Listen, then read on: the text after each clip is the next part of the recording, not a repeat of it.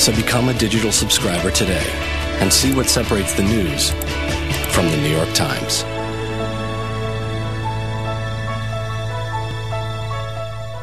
Free. John King, USA. CNN Tonight, 6 Eastern. Well, one of the greatest names in baseball is back in federal court today, trying to save his reputation and stay out of prison. We're talking about former superstar pitcher Roger Clemens. He's on trial a second time for allegedly lying to Congress when he said this to the House committee in 2008. Let me be clear. I have never taken steroids or HGH. Clear enough, but Clemens' former trainer said this to that same congressional panel. During the time that I worked with Roger Clemens, I injected him on numerous occasions with steroids and human growth hormone. There's also Clemens' friend and former teammate, Andy Pettit. Pettit says Clemens once admitted taking human growth hormone, but Clemens says Pettit misremembers that conversation now. While the feds and Team Clemens start picking jurors, I want to bring in Michael McCann. You know him well as the legal analyst for Sports Illustrated and NBA TV, and of course the sports law columnist for SI.com. Michael, great to see you. Great to see you too, Kira. Let's give people a little context here about the fact that this is the second time he's on trial. Let's give a little context about the first time he was in the courtroom.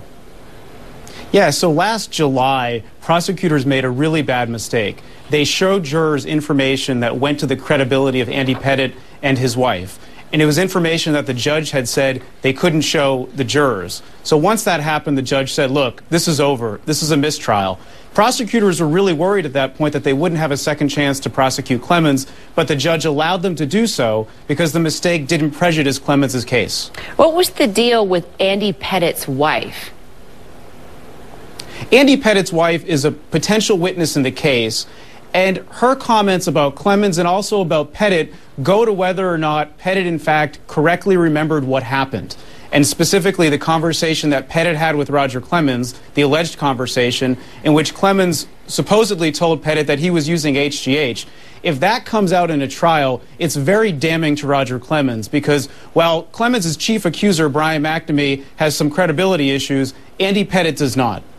And second trial, same judge, right? So aren't they kind of hosed from the minute go? Well, certainly, I'm sure the prosecutors are worried about the fact that they've already had one big mistake with this judge. But judges are supposed to treat each trial separately. And if Judge Walton's reputation is certainly one of high esteem, and I suspect he'll be able to block out what happened the first time this time around. So prosecutors could be a little gun shy here.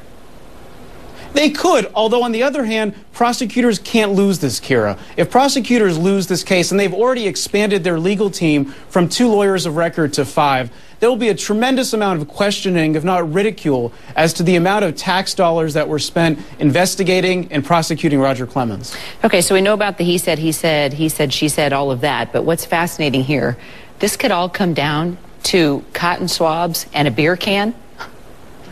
That's right. So McNamee, if his story is true, kept the incriminating evidence in a beer can in a FedEx box in his basement.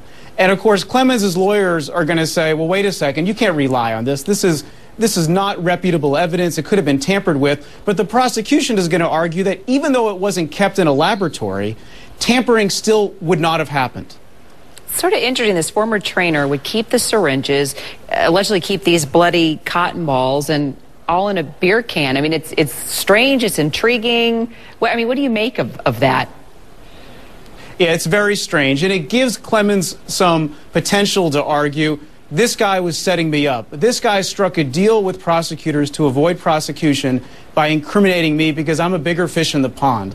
And Clemens will argue that, and Clemens' lawyers will also argue this is an orchestrated effort to implicate one of the biggest names in sports, that jurors shouldn't go along with what the prosecutors are arguing, that they should in fact nullify the argument, that they should find Clemens not guilty regardless of the scientific evidence. And what do you know about this judge? I mean, from what I've been reading, he does not go easy on these guys. And if you get this judge, the attitude's pretty much, God help you.